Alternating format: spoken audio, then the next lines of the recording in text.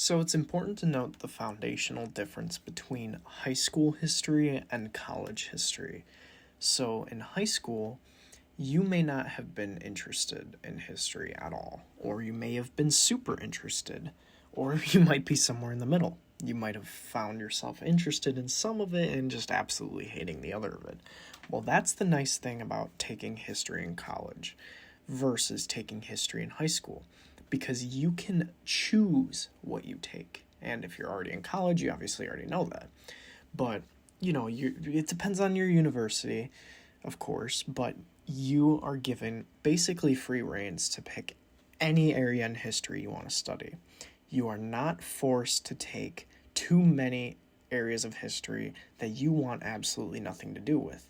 Now, I go to a smaller university, so I don't have a wide variety of history courses to take, but I do have a good selection of courses that I've taken, and I've tried to make my focus of study in between United States history and East Asian history. And that's the really big difference between high school history and college history is you just have the liberty to study what you want, to take classes in what you want. Now, there will be a few courses that the university you're at requires you to take. So, for example, I had to take 2 world history courses, I had to take 2 US history courses, and then I had to take courses, one of each. So, one in US history, one in European history, and one in Asian, Latin American, or African history.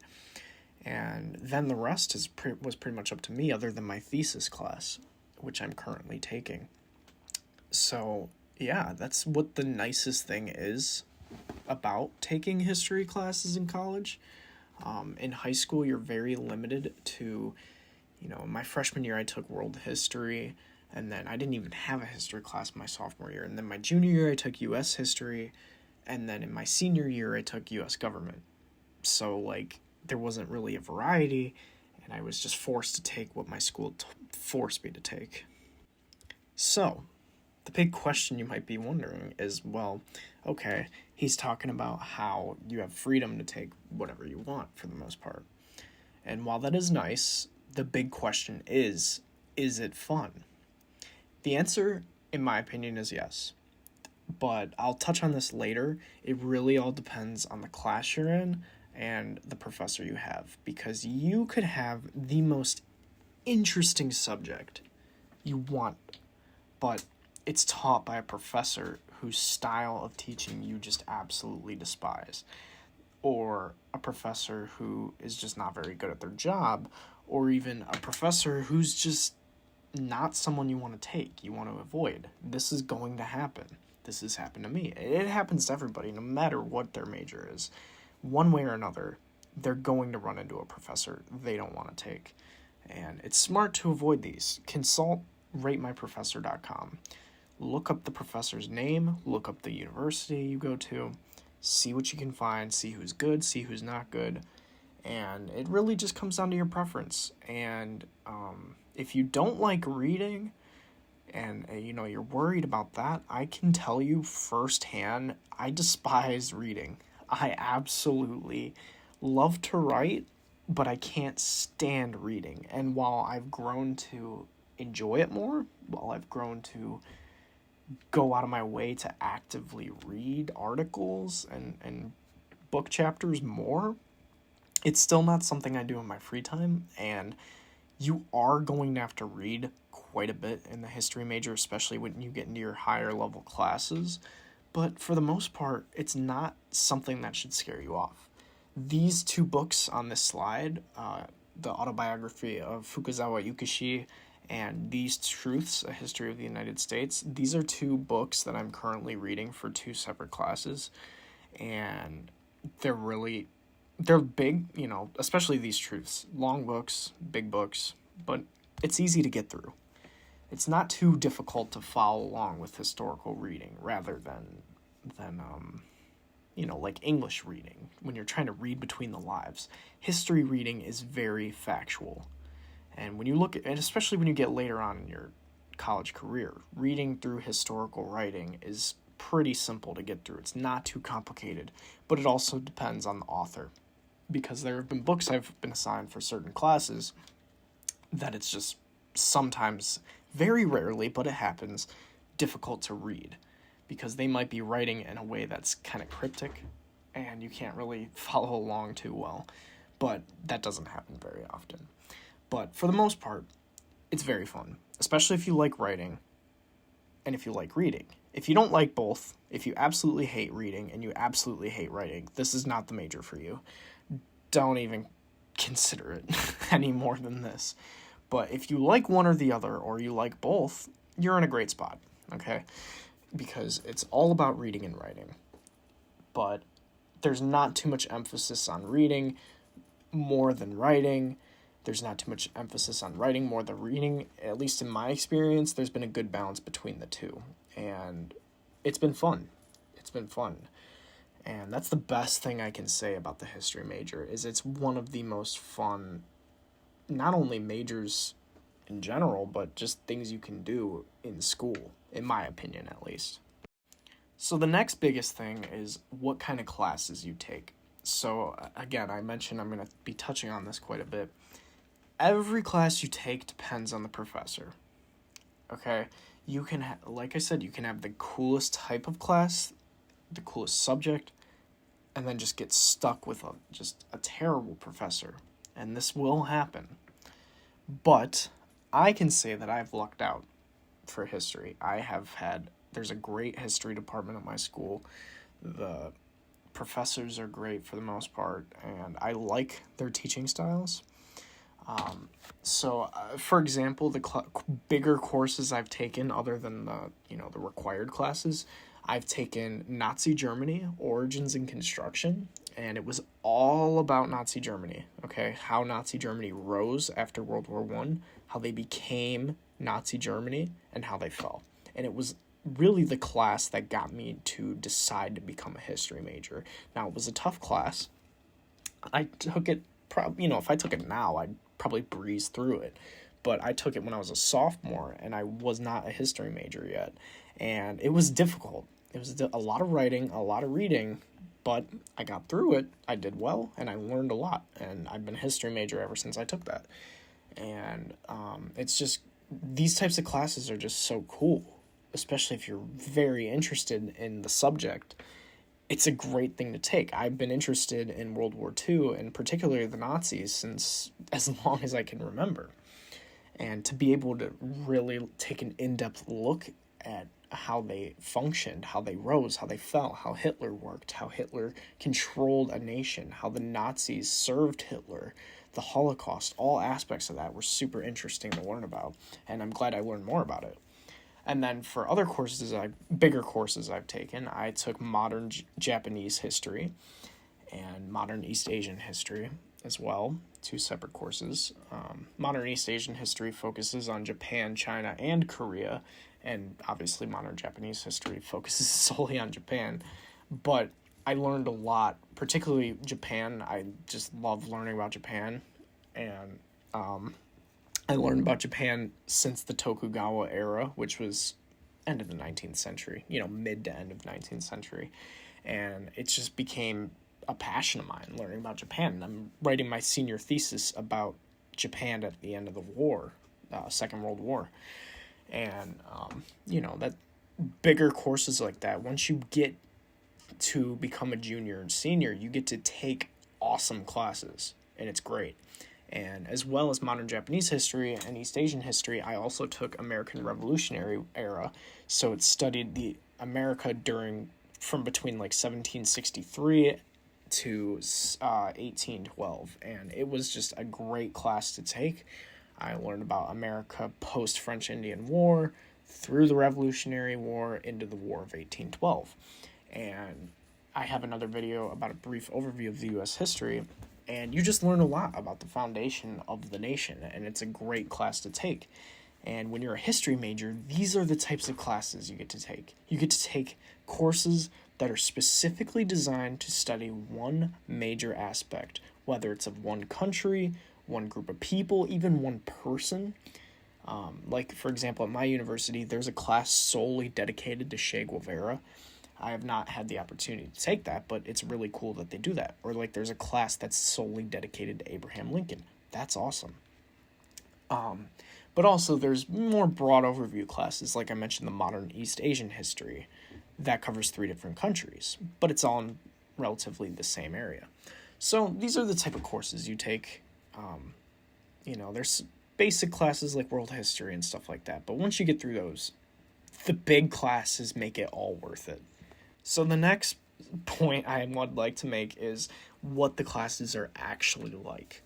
So I mentioned earlier, if you do not like reading, if you do not like writing, or if you don't like both, you're either not going to enjoy this, or you won't mind aspects of it, but some of it, it's going to bother you a little bit.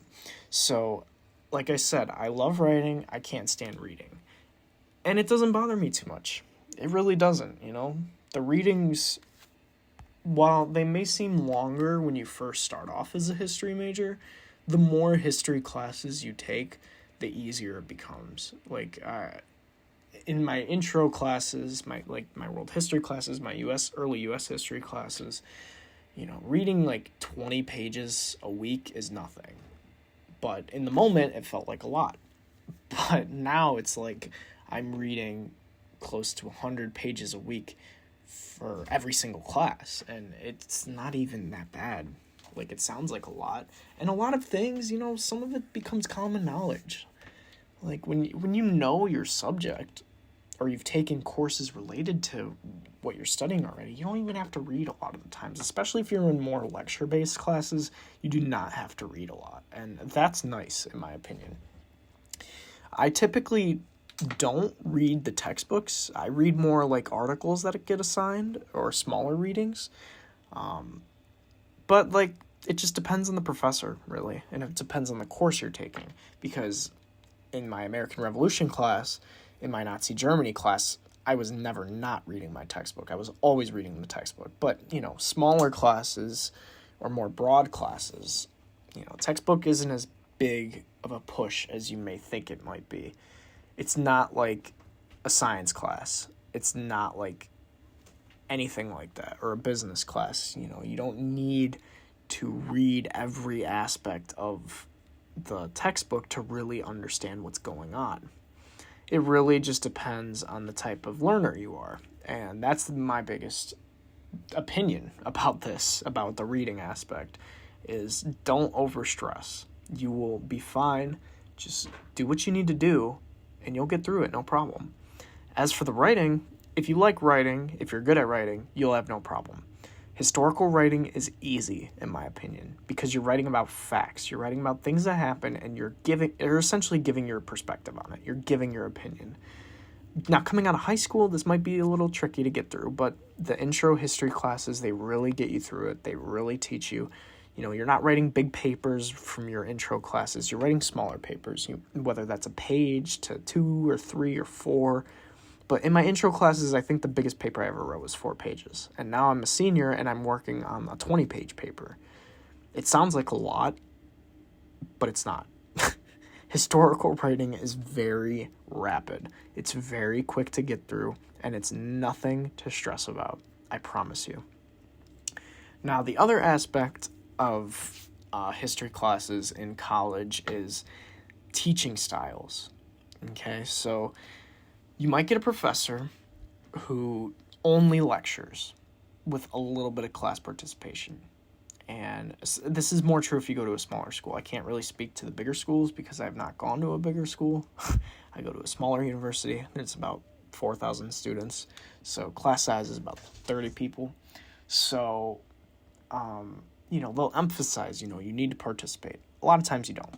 So don't stress about that. Attendance policies, they vary upon the professor. You might get a skippable history class. It's not bad.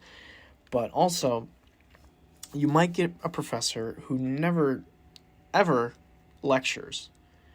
Or you might get one who only lectures. So it just depends.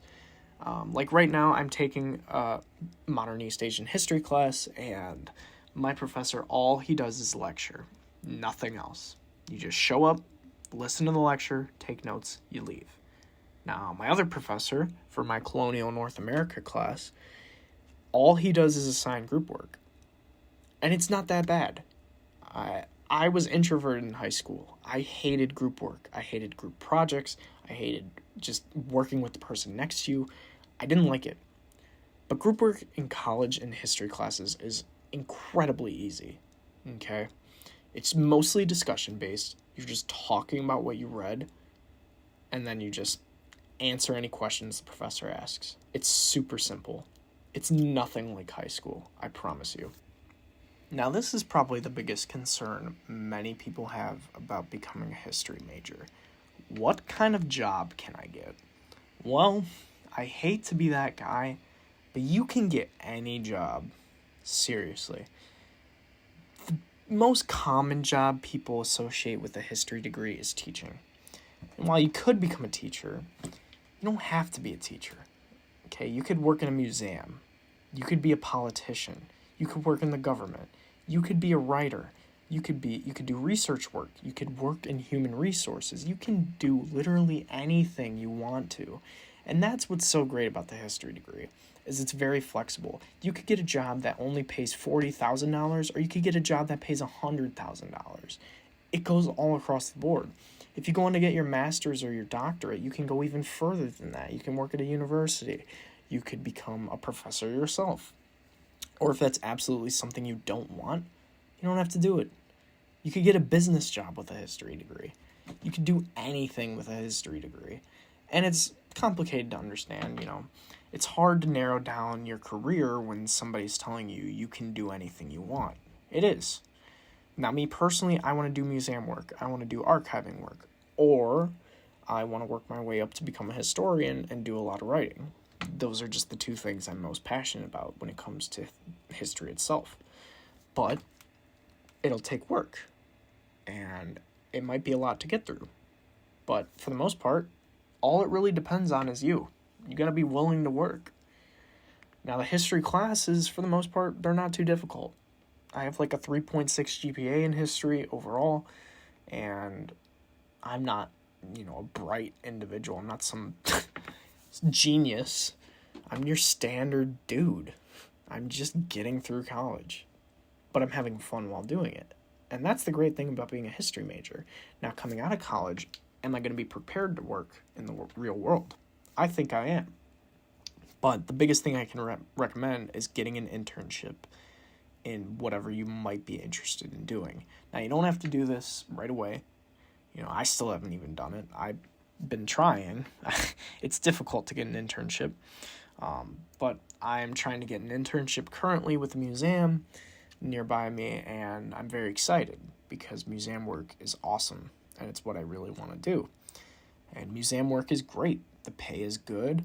The job environment seems good. It just depends on how I like it when I do my internship and if it's something I want to pursue. And if not, well, the history degree is great because I can fall back on something else. I can work in the government. I can do HR work. I could be a teacher. I could be a writer. There's so many different things. Another job I failed to mention, and that I'm realizing I missed out on when I was editing, is law. You could become a lawyer, you could become a paralegal, you can get involved and go on to law school or get a law type job right out of college with a history degree. And that's another great benefit of getting a history degree. And it's a path most history majors tend to go down, other than teaching. In my senior class, I swear to God, a majority of the people in my class are becoming lawyers or something related to law. Now, once again, before I wrap this up, I have to emphasize, professor matters. You can see I have Dr. Jones, Henry Jones Jr. on the screen. Dr. Jones is the example of a professor you want. Someone who might be tough, but is thorough. Someone you can understand what they're teaching. And just a great professor to learn from. If you don't like Indiana Jones, I'm sorry for you. But really, your professor matters. There's one particular professor at my university who I can think of who really just made me despise a certain area of history, and it's just because of the specific professor I had. And I try to remember when I think about studying this certain area of history that I'm not going to discuss particularly, but I have to remember, I just didn't like my professor. I didn't like my professor's teaching style, the assignments, the work, anything. So, after that experience, avoided that professor at all costs. And I've had great professors outside of that. And I cannot recommend enough how awesome the history major is, because the work is fun. It's legitimately fun if you're into it. If you're not into it, you're not going to like this major. Okay, it's not hard for really anybody. You could be there's a guy in my class who's a computer science major, and he minors in history, and I swear to God he's been in like every history class I've taken. He might as well just double major at this point. But like, you don't have to be a historian to like history. You don't have to be aspiring to be a teacher to like history. You just got to enjoy what you're studying. You got to find your niche. For me, it's U.S. history and modern Japanese history. So that's my area of focus. While it's not, I don't officially have to pick an area of focus, thankfully. That is essentially my area of focus, and is why I'm writing my senior research paper related to both fields. Which, by the way, I'd like to discuss the senior course real quick. When you're a history major at most universities, I don't know about all of them, but for the most part, you have to write one giant paper in your senior year. Whether it's your first, it's fall semester or spring semester, it just depends on your school or where you're at in graduation standing. You're going to have to write a major paper on a specific topic of history that really comes down to your choosing for the most part. I think it just depends on your professor and your school. And it's got to be, it's preferred that it's related to courses you've taken already in some way. So for me, I haven't officially been forced to pick yet, but I'm planning on writing my thesis on how the Allies viewed the Shinto religion as the cause for Japanese brutality in World War II. That is really something I'm interested in. It's something I'm interested in researching further and writing a big paper on. And my paper's only going to be 20 pages, which this is going to be the biggest paper I've ever written, but it doesn't even bother me because I've already written so many essays that are, around at least, like I said, I can write one-page paper in like 5 minutes, but a 20-page paper is going to take me a long time. But I've written 10-page essays in the span of like a day, and sometimes, because you just get used to it. You get used to the writing. You get used to the reading. And it just comes down to the professor you have, and I cannot emphasize that enough. So if you're concerned about these things, just keep doing your research. I'm glad you outsourced my video and are researching now to understand what it's really like, especially coming from someone who's still currently in college. So just try it. Just consider it. Think about these things. Think about if this is the right degree for you. Just take a look at your school's course catalog. See what kind of history classes they're offering. If you're currently in a history class and you're thinking about majoring in history or even minoring in history, go for it. But really think about if this is something you want to do. Now, I don't think this is something you should stress about too hard. I think people really over-exaggerate the need to know what you're going to do right away. I didn't become a history major until second semester of my sophomore year, and I've been perfectly fine. I'm not behind schedule at all. And that goes to show that the history major is not too difficult to get through, and there isn't a rush to get to know what you want to do. Just try it out. Take a history course. Take 2 history courses. If you like it, great. If you get a bad professor and it just discourages you completely, don't rule it out completely. Give it another shot with a different professor. But really research your professor. Talk to people who might have taken a history class that you know, or consult ratemyprofessor.com. It's the best thing you can do for yourself. If you know what you're getting into, it's going to be great. And I promise you, the history major isn't difficult. Just really think about all these things. So I appreciate you listening to me talk. If there's any questions you have about the history major, especially if you're in high school, please leave a comment. I'm willing to talk about anything related to my degree. I just am not disclosing what university I'm at. But other than that, I thank you for listening. Please do feel free to leave a like, comment, subscribe even. This channel I have currently named Basic Universities, something I'm just trying out on the side. I just have a passion for history, and I'm really realizing how much I enjoy it more than ever, and I wanted to be doing more work related to it. I'm legitimately having fun doing it. So that goes to show, history major is it's pretty fun. So anyway, thank you for watching. Have a nice day.